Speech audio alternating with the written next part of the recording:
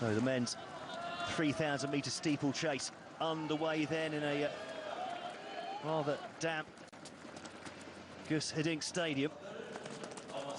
Cleanly over the first barrier, and away they go now. 7 laps, just under rather 7 laps of the track to go. Edwin Kivistik of Kenya moving straight to the front of the field. Judging from the pack being fairly strung out, he may be setting a decent pace at this stage. Just behind him, Maxim Yakushev of Russia, expected to be one of the contenders for the title. So that they'll come round to the first of the 7 water jumps that they have to negotiate in this 3,000 metres. Just over 7 laps of the track instead of 7.5 laps of the track, which is more or less what it usually is because of the water jumping on the inside usually. But the organisers of this championships didn't want to move the water jump, despite the fact that they relayed the entire track for these championships. Yes, and certainly it appears that the relaying of the track has worked an absolute treat. It's been certainly the sprinters have really enjoyed themselves. We've seen some big personal bests in the distance events as well. So it looks like they've got the balance between bouncy and hard just right. So then it's the Kenyan leading. Jairus Berich, though, had the unusual experience of following an American for a large part of the race in that Paris Diamond League. Evan Jaeger ran probably the race of his life, and if he hadn't fallen over the final hurdle, then it could be, well, him with the fastest time in the world, and underneath 8 minutes for the first time. He got within half a second of breaking that fabled 8-minute barrier. And in the end, disappointment, as Jairus Berich probably couldn't believe his luck as he sprinted by him to the finish line to take the title and his 2nd Diamond League win of the season. Nevertheless, Evan Jaeger there really setting himself up as one of the heavy hitters now for a medal at the very least in the World Championships. He's been a nearly man, hasn't he, the last few major championships now, and of course trying to break that Kenyan, indeed African dominance of those medals is very difficult indeed. Meanwhile, back to the race, and Edwin Kivistik leads over the barrier as we get to the end of the 2nd lap, and right behind him for the moment, Yuri Klopkov of Russia. On paper, one of the favourites. He hasn't actually run the steeplechase yet this year. He is a sub-8:30 man, though, so on paper, he should be right in there for a chop at one of the medals. Coming up to the opening kilometre shortly, and the pace not exactly electric. 2 minutes 50, in fact. So actually around about on the 8-minute 30 mark. Yes, well, I guess we're not going to expect anything towards the 8-minute mark in these kind of races. They're usually pace-made to get there. This is a championship race. It's a different style. You can't rely on somebody else. You've got to have your own tactics, and these are the tricky things to negotiate. A lot of these men, they won't be on the Diamond League meeting seasons. They'll be running for their universities, running at the smaller meetings.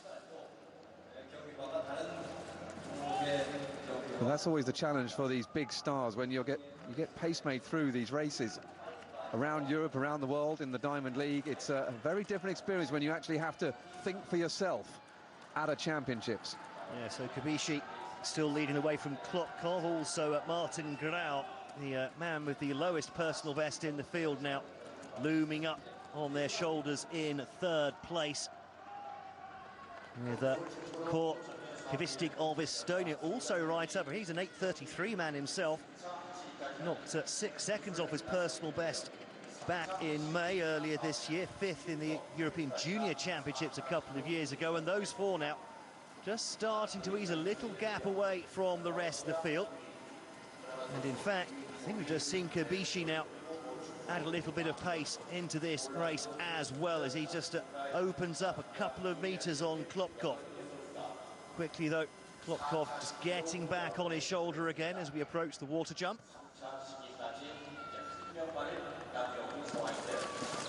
Safely negotiated by everyone so far. So Kivistik leading the way as he comes down the home straight. 3 laps of the track left to go now. Just a little bit more than that, in fact. Well, Edwin Kivistik, he's looking very, very comfortable indeed.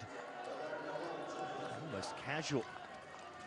Well, you wouldn't expect anything else from a Kenyan in a 3,000-metre steeplechase. They are casual.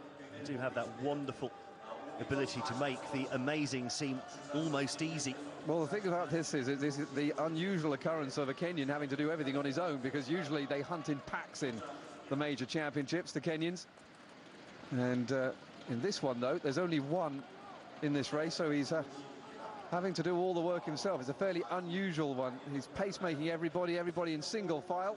We're virtually down to just 3 at the front now, although they are beginning to come back again, grouping. The Moroccan Youssef Jadi is looking pretty strong, I think. He's also loping along. He's actually in his first season of serious athletics. He's got a best of 8:52, so at the moment with this pace he's around about 20 seconds ahead of that. Interesting to see if he can keep that one going. Kivistik still leading the way from Klopkov. The Estonian Kivistik in third place, Grau, and then the Moroccan making up what appears to be a front 5. In fact, just as we've been talking him up, Jadi seems to be just dropping away a bit, and Grau, perhaps surprisingly, also just struggling to keep on with the pack as Klopkov now, for the first time, takes the lead. And that's a 3-minute second kilometre, so the pace actually, if anything, slowing slightly. Not surprising, perhaps, that Kivistik now has been overtaken at the front as he slips down into 4th place, with the Russian Klopkov now setting the tone at the front. Well, they don't have a great pedigree of victories at the World University Games in recent years, Russia, but they managed to get it in Kazan 2 years ago on home soil. This would be a very different victory if he managed it in the final. Of course, he's got to get through this semi-final at the moment, but there's still a lot of men around, and Kivistik, don't rule him out yet. That Kenyan is still hanging on. Maybe he just decided he'd had enough of pacemaking. Yeah, looked a bit scruffy through that water jump there, though, landed quite heavily, and he's lost a little bit of ground as a result.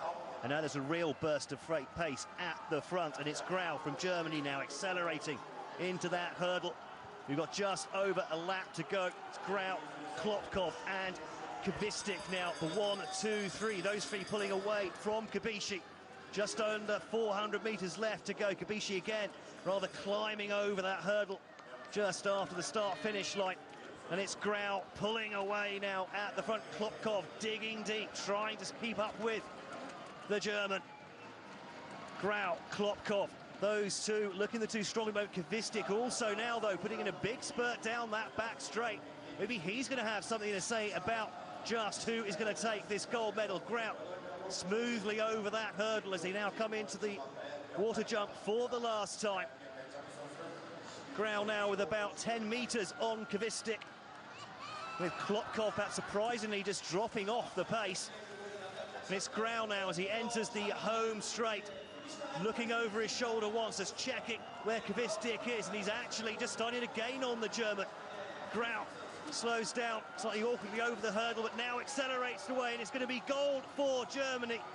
Kivistik, though, is going to take silver, but it's Grau with the gold. Kivistik takes silver for Estonia, with Klopkov eventually filling the podium for Russia. Perfect tactics employed by the German there, as the Germans pick up their first gold of the athletics program.